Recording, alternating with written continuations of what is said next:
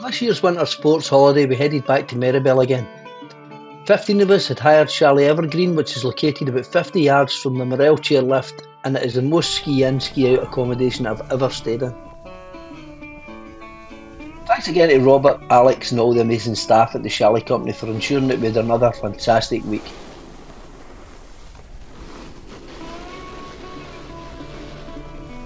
There had been a nice 60 centimetres or so dump of snow a few days before we arrived, and the weather forecast for our week was looking pretty settled and sunny.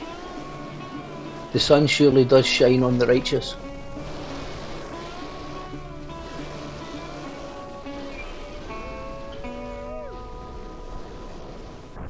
This year's team sheet read that we had a total of 4 snowboarders, 10 skiers and one a little undecided in Cammy, who was potentially going to swing both ways, so to speak, but more of that later. We found that the weather conditions meant that by the time we'd finished our cooked breakfast, skied the 50 yards to the Morel chair and made it over to the Courcheval valley, the snow over that side was just about perfect, so that tended to be our preferred direction of travel.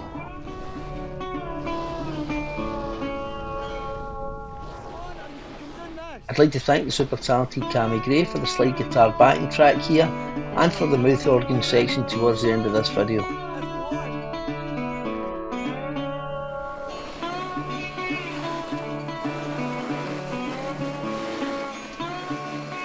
This is the Morel Blue Run, which leads down to the Rock Meunier chairlift. It's an absolutely stunningly pretty wee tree-lined run, and we caught it in lovely sunny conditions.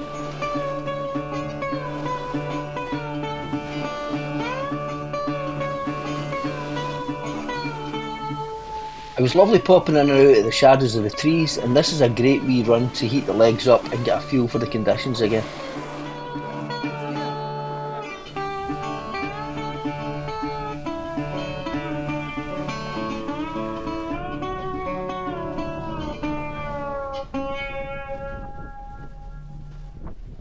This unfortunate lad had fallen foul of one of the banes of a snowboarder's life, the dreaded icy T-bar track.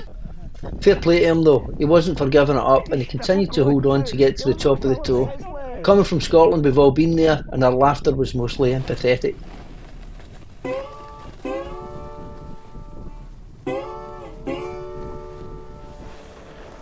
As you drop down towards Courcheval 1850, the blue runs all merge into very shallow gradient greens, and these were perfect for practicing a few wee switch turns on.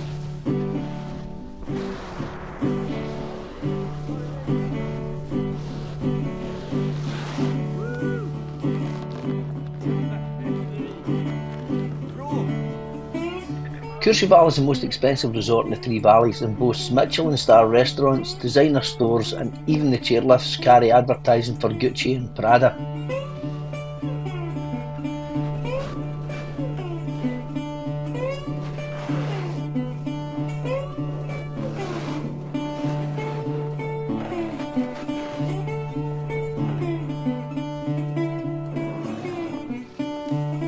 Another thing I like about the Courcheval area is that many of the runs are tree-lined, which I personally find to make them so much prettier, especially when they're dusted with snow.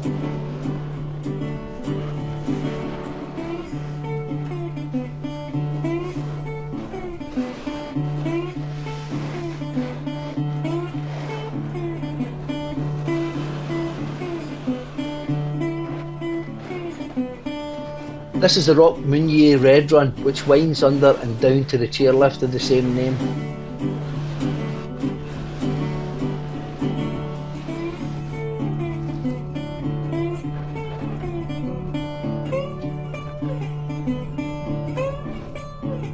We were pretty much blessed with perfect visibility to enjoy the views all week, which were just awesome. There's nothing quite like being surrounded by huge mountains to give you a sense of perspective.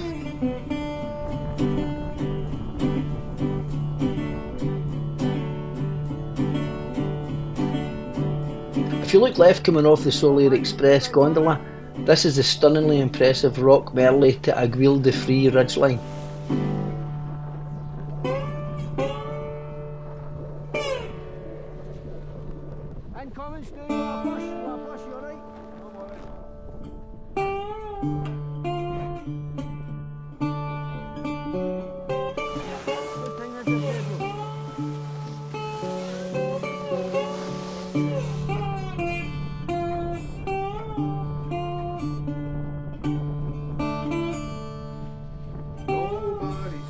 On the Meribel side, the reds and blues which run below the Solar Express gondola, namely Biche, Chamois and Madwee, proved to be favourites over the week.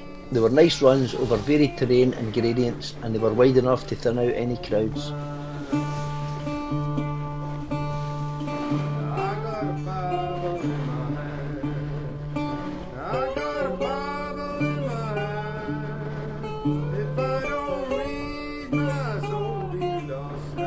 The rock formation off to the east, which is in the background here, is the ridge between the Col de la Loze and the peak at Solia.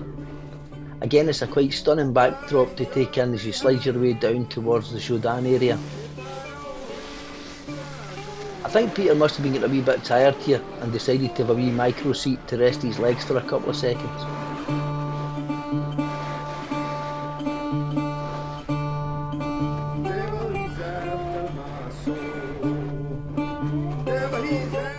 With a couple of days under our belts, we had dusted off the ring rust and we were starting to speed up a bit.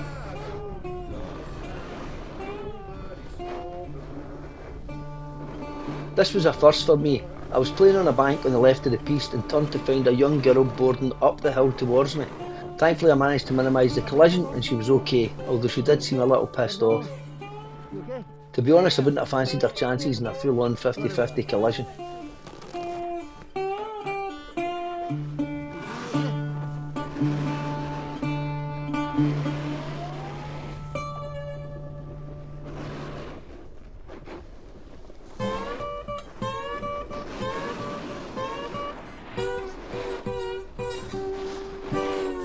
After another excellent day sliding down mountains, we headed for Jack's in the Jodin area, where we rehydrated with a few well-earned beers. On the days that we were in here, they had decent live music on, and it has a really good atmosphere. When we get back to the digs, we managed to get a quick hot tub session in, and everyone had to make the obligatory snow angel impression. Getting back into the hot tub after rolling about in the snow was pretty stingy. It was then time for our dinner, which was finished off with a lovely cheese board. Too much of this rich living could bring my gout back. This is a full frontal view of Chalet Evergreen, with the ski slope to the left and the hot tub to its right. This was the view that normally greeted us at breakfast. We've been really lucky with the weather and awoke to another bluebird day. As was becoming a bit of a habit, we headed to Courcheval again via the Loze chairlift. Steady George, was that a wee patch of ice there? This is Robert, aka the Gaffer. Robert spends a good few weeks over here each season and has a well-kent face on both the slopes and in the local boozers.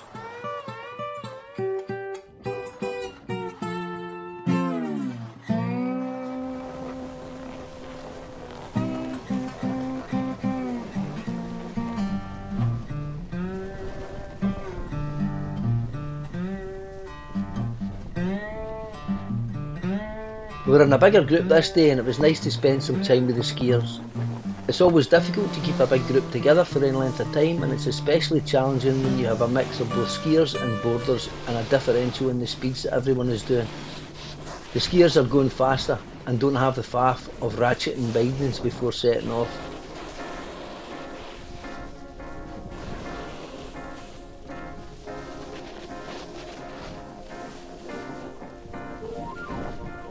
These are the runs that feed down towards the Biolay Chair, the Altiport area and Courcheval 1850.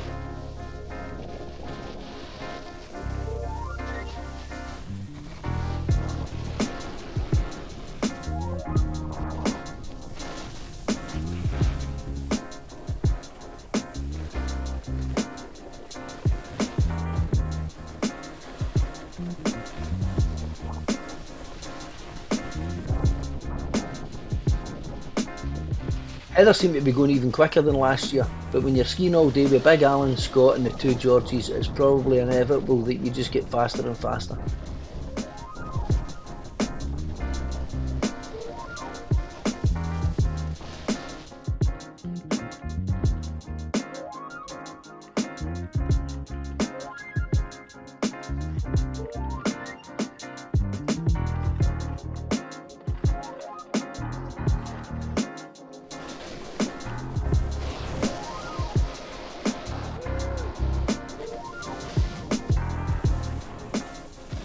I got the drone up here to capture this very competitive race between Scott, Big Alan and George on the border cross course off the BLA run.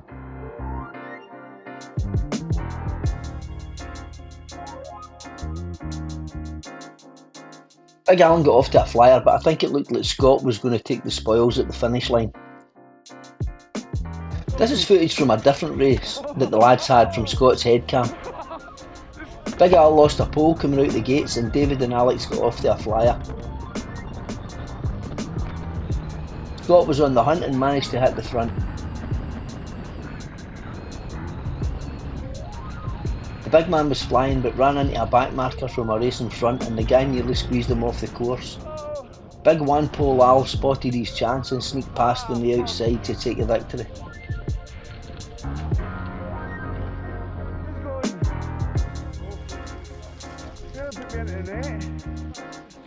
This is a picture of David showing off his skills on his skis.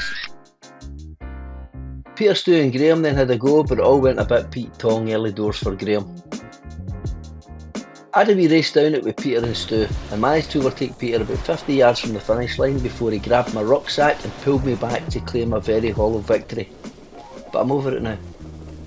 It's an excellently designed course though, it's pretty quick and I really enjoyed the burned turns. Trying to keep everyone together is usually like herding kittens, but we actually surprised ourselves here managing a PB with the whole group making it over to Courcheval intact.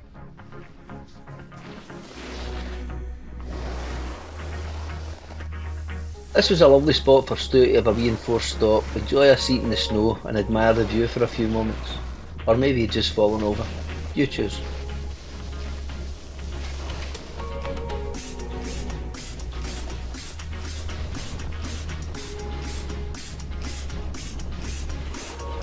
I recently bought an Insta 360 X4 camera and I've been really impressed with it. Although the editing process takes a little longer, it does allow you to frame in post, you never miss the shot and you can get a real variation in the angles of the footage.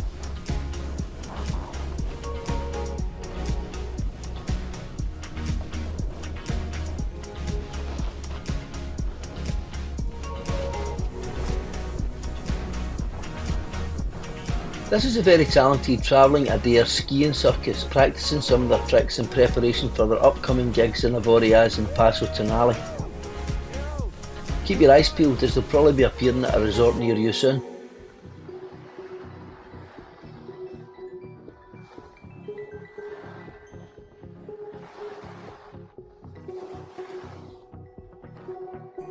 Thanks to Mike for this, who mounted his camera on his ski and passed on the footage.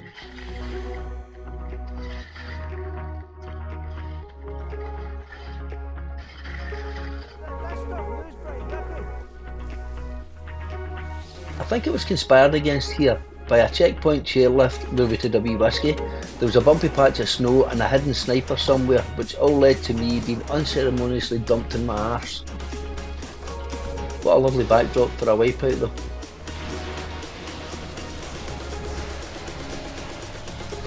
I love the random nature of the little bits and pieces of art which have been installed across the mountains. They're all very interesting and create great photo opportunities.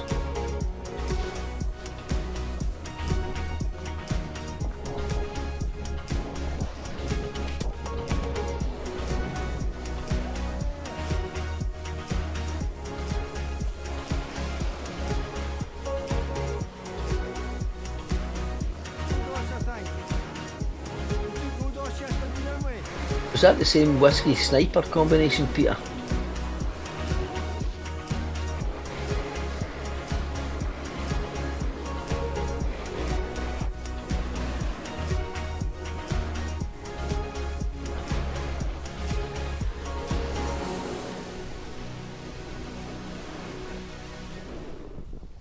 We mostly stuck to the piste, but there were a few wee jumps off to the sides that we'd head for occasionally.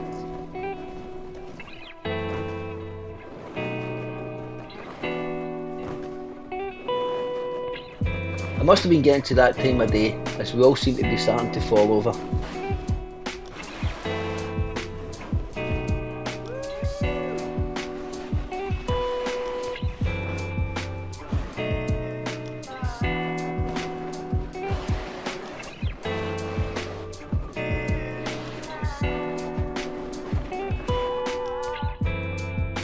This is the Lapand Blue Run, which runs down under the golf chairlift to the LDV pub, which is another decent place for a few beers after a day in the slopes. This is a pretty tree-lined run, which I would say is fairly beginner friendly, and that it's quite gently graded most of the way, although it does steepen a little bit towards the bottom.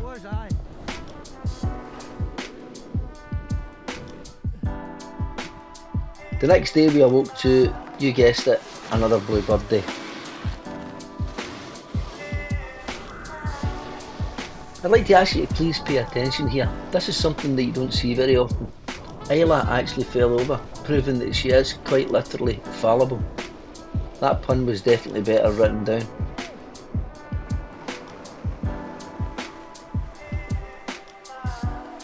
You wait all day for a bus and then two turn up. As a child, you can always rely on your parents to have your back, so please thank your dad for providing me with this piece of footage, Isla. Thanks, Mike.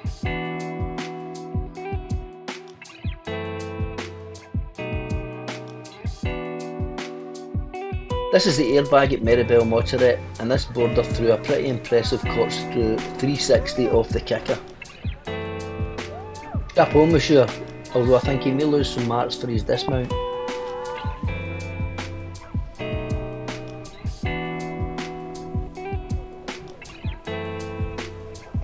I'll be honest, I'm becoming quite scunnered with clipping into the snowboard bindings all the time. It's absolutely doing my freaking head in.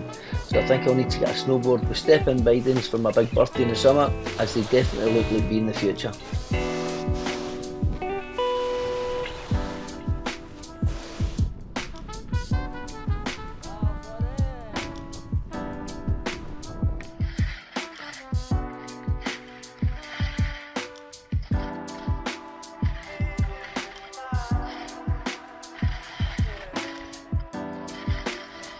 On day 4 we decided to broaden our horizons a little and head up the Meribel Valley and over to Val Thorens for a wee change of scenery.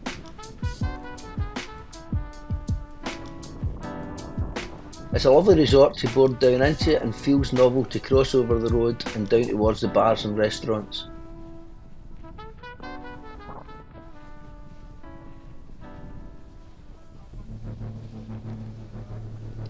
By the time we made it, we were more than ready for a lunchtime refreshment.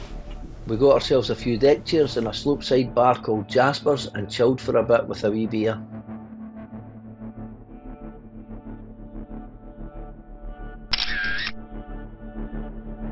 It's a lovely picturesque spot to just watch everyone slide by while quenching their thirsts.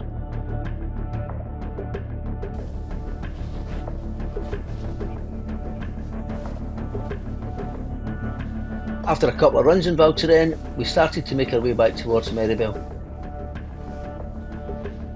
We messed up a bit and ended up on a very shallow gradient blue run called Ur.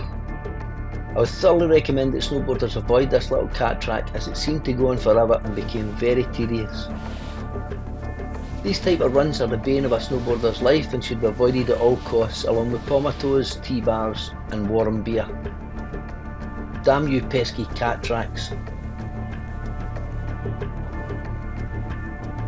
Being creatures of habit, we ended up in Jack's again for another wee après session. We managed to get a few jars in before our chauffeur-driven minibus came to take us back to the chalet. That really is a fantastic service, which is all part of the deal with the chalet company.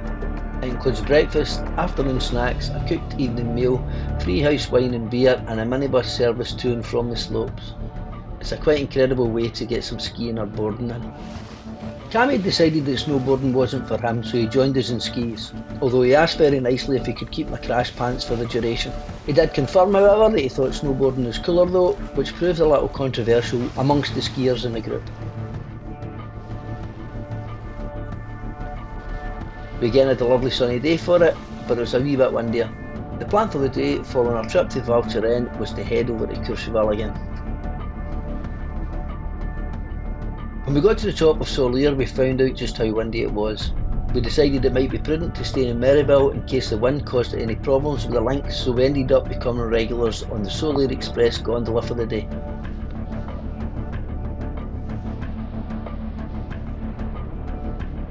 The run from the top of Solier to the Meribel Shodan area is around 3 kilometres long, and there are options to drop via either blue or red runs.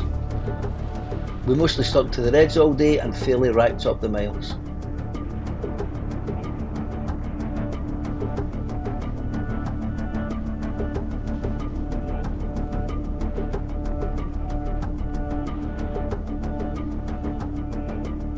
Although it was really windy at the top and a little icy due to the wind blowing snow, the conditions improved significantly as we dropped down. The pistes were excellent, with the snow really reactive and predictable.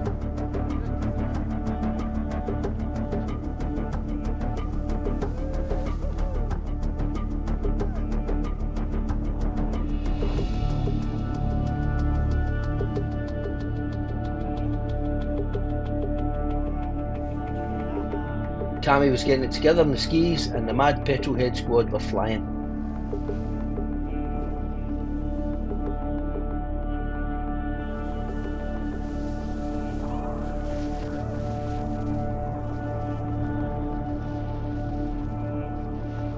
Everyone seemed to be really enjoying themselves, and with the exception of a few bumps and bruises, there were no real injuries to report. A wee soak in the hot tub seemed to really help the legs at night, and quite a few of the party used the sauna fairly regularly, although I'm not really a fan.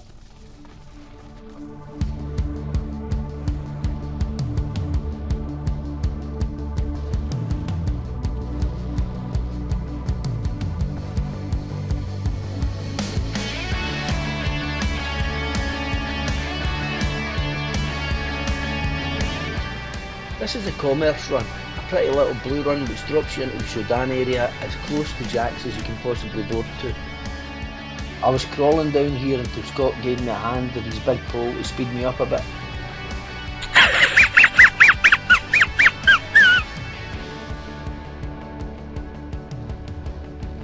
After another liquid lunch, we set off again for the Solar Express gondola for another top to bottom run.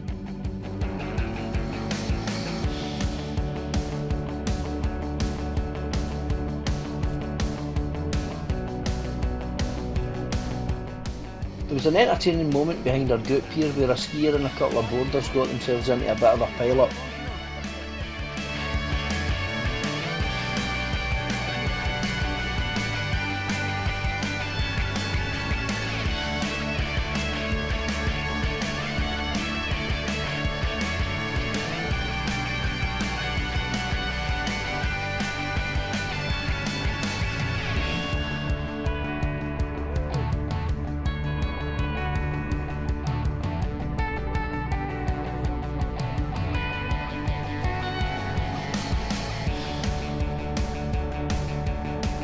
At the start of this run I overheard Peter asking Scott if he fancied a race, and remember thinking to myself, well, this won't end well, which ended up being a rather prophetic thought.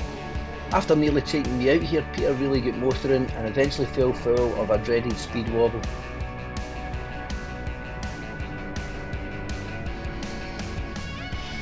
There was a big puff of snow, but while he was still skidding out, he managed to engage his edge and remarkably pop back up again.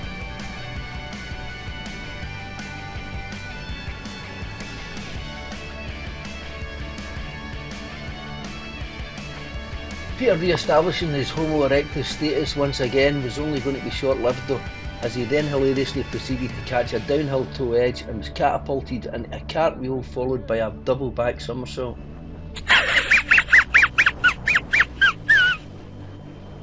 As soon as he confirmed that he was okay, I found this one incredibly funny. That was an absolute belter, big man.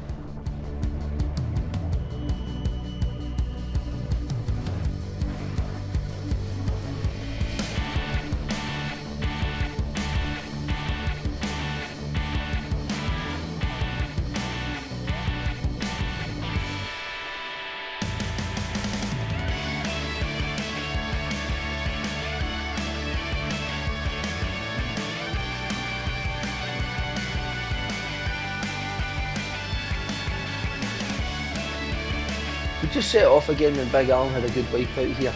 We weren't going very fast, but he seemed to slide for quite a bit as he tried to retrieve his ski which had popped off.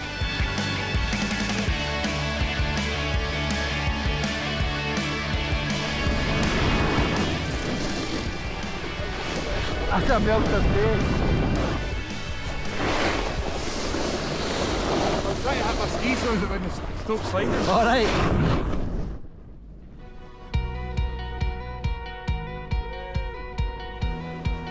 This was another great day. Apart from the early morning wind, the weather was excellent, the snow just felt nice and dependable, and we must have skied the Soleil Shodan runs top to bottom 4 or 5 times. Using the Soleil Express gondola has to be the easiest way to efficiently rack up the miles here. You can chill in the gondola, warm the cockles with a wee whisky from the hip flask, and then slide another 3 or 4 kilometres down to the centre again.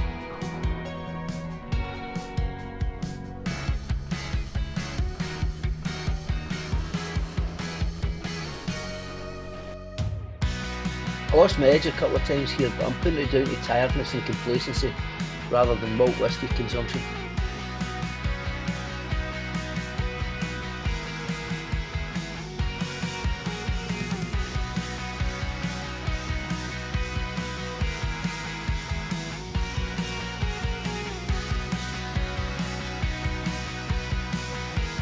A few of the group decided to have a go on the Piste de Luz sled run. Big George recorded this on his GoPro and it looked to be a good laugh. We once again had a couple of early followers at the first fence in the shape of Big Alan, who went first and seemed to take Big George out.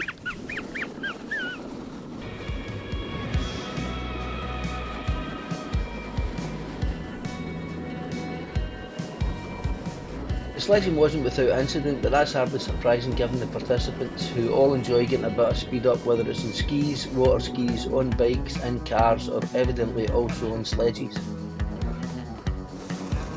Here's a recipe for disaster. Scott and George, super competitive brothers together on sledges. What could possibly go wrong?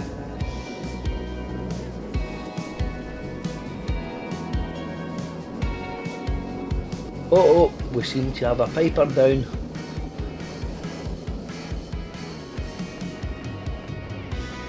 I'm happy to report that thankfully no skiers, wildlife or sledges were seriously hurt in the production of this section of the video, although a couple of the boundary fences could do with some reconstruction. It was once again feeding time at the zoo, and we had a good laugh afterwards playing a card game called Spoons.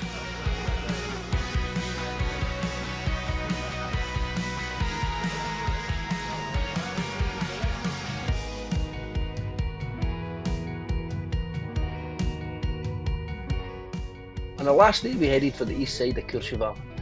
This is an area that I'd thoroughly recommend beginners and intermediates to head for. On the piste map you'll find it towards the top left under Signal 2250 metres. There are a number of really enjoyable red runs and a couple of blues which are fed from the Chalet, Signal and Roc Meunier chairlifts. This also gave me a chance to ski with Elaine for the first time and to catch up with Bill. We were both skiing very well and I was disappointed that they didn't provide me with any additional wipeout footage.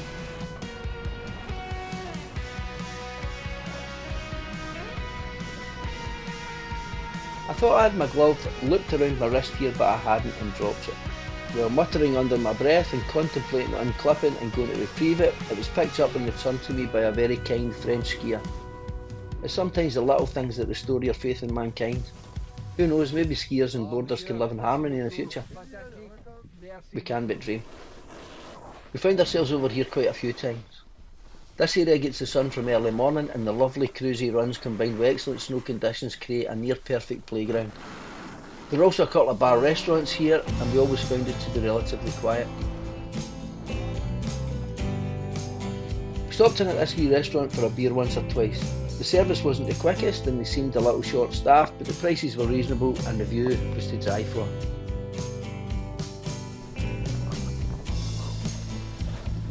We accessed this area from a different direction this time. Rather than coming over the Lowe's chairlift, we took the Soleil Express gondola and boarded over via the Lac de Creux and Creux Blue runs to the bottom of the Roc Meunier chair. These blues were also really nice and cruisy and I'm sure you won't be disappointed should you choose to follow in our board prints.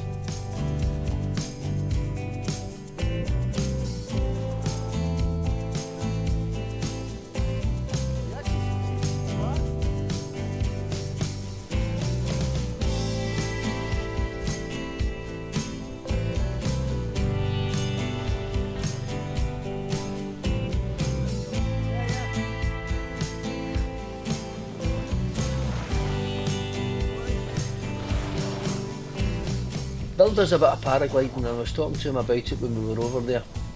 When putting the drone up in any area, I was having to accept 3 warnings of nearby airfields and accept responsibility for my flight.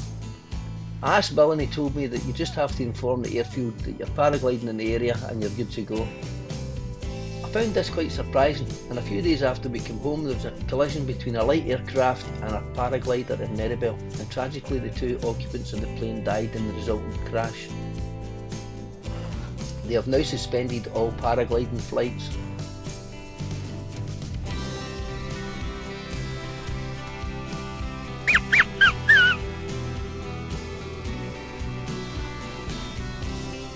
This was Jenny's first skiing holiday. She had taken morning lessons and had made it to most of them, with just the one exception when she woke up feeling a little ropey. It must have been something she ate. I was genuinely surprised at how well and how fast she was skiing. On our second run together, she was skiing along nicely when this nugget came in from her right hand side, got his skis tangled up in hers and wiped her out before skiing on. Thankfully there was no damage done. We got some good footage of Jenny wiping out and the guy did stop to apologise. You alright? Get him He back! fucking wiped you out. I know! At least I got that on camera!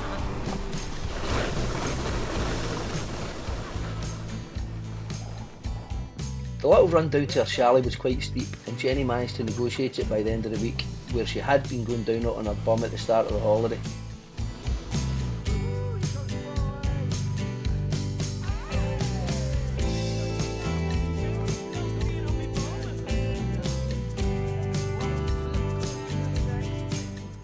This was the Last Supper, and Cammy, our resident mouth organ maestro, treated us to some excellent blues songs. He really is super talented on it, and he can make it sing.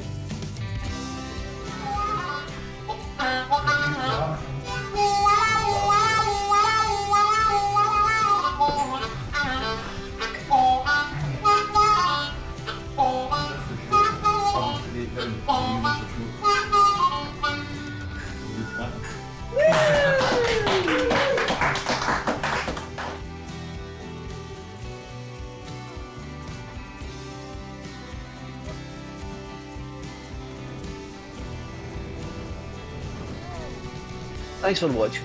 We had a great week and I'm off to research snowboards with step-in bindings for next year's winter expedition. I'd also like to thank Mike Adair, George Gibson, Scott Gibson and Peter Jackson for the additional footage, and Cammy Gray for the soundtrack. Peter sent me some files over when I'd almost completed the video, and it was much easier to add them on at the end here. I think you'll find them quite entertaining. This is young Cammy falling and Peter laughing like an evil genius who's ready to take over the world.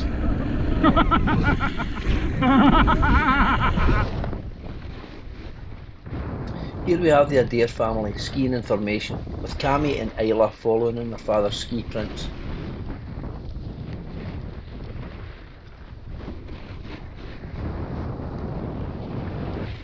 I think I gave Peter a wee bit of a fright here.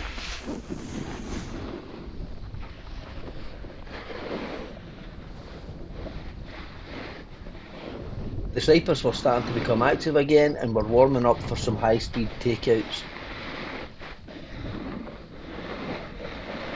Wipeout!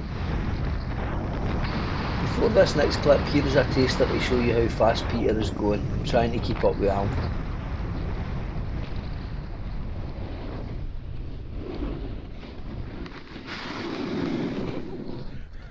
I can't believe how quick you are.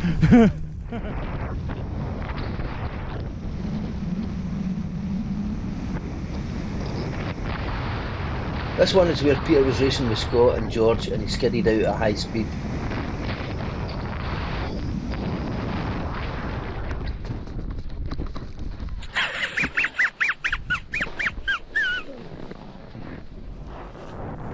This was closely followed by his downhill toe edge cartwheel into back somersault combination, his new signature move which will be forever known as Pedro's belter. He stacked that melter hard again. Steady, steady. You alright?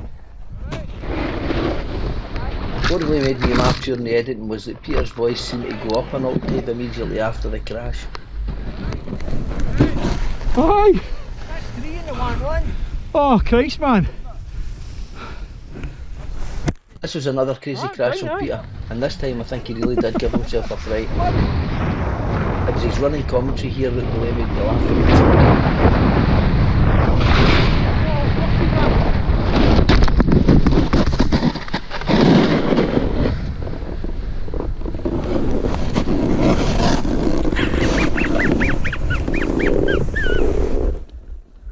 As well as being nuts on the slope, Peter is very thoughtful. Here he is pushing me to get me closer to the pub. He sent me this video entitled "Helping the Old Boy Out." This is wonderful. It could have been worse. Peter the Giant could have made it wee old boy.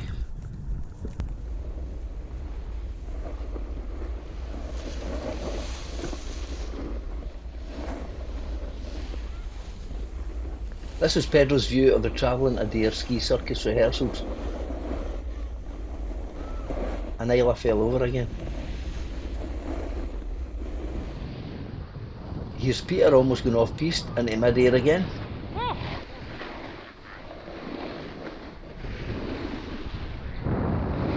This is a crack of the stew trying to pick a fight with an ice ball.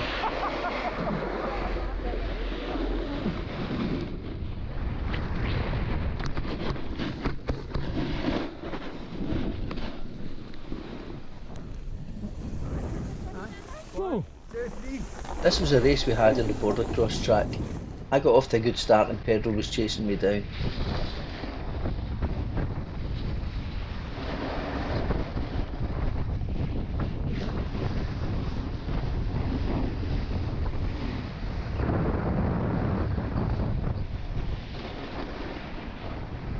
He went past me muttering foul-mouthed obscenities, so I was determined I was going to beat him.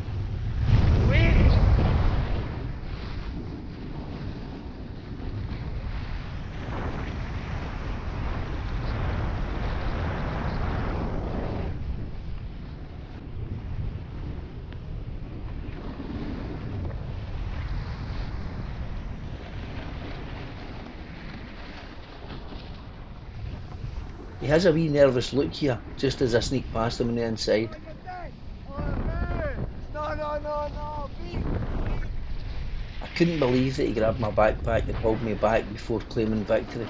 Absolutely scurrilous behaviour. Yes! Easy! Serious interference in foul play. No way! Fucking big dastardly. I caught an edge at fucking a toe edge halfway down the And we'll finish with another one of Pedro's off-piste adventures.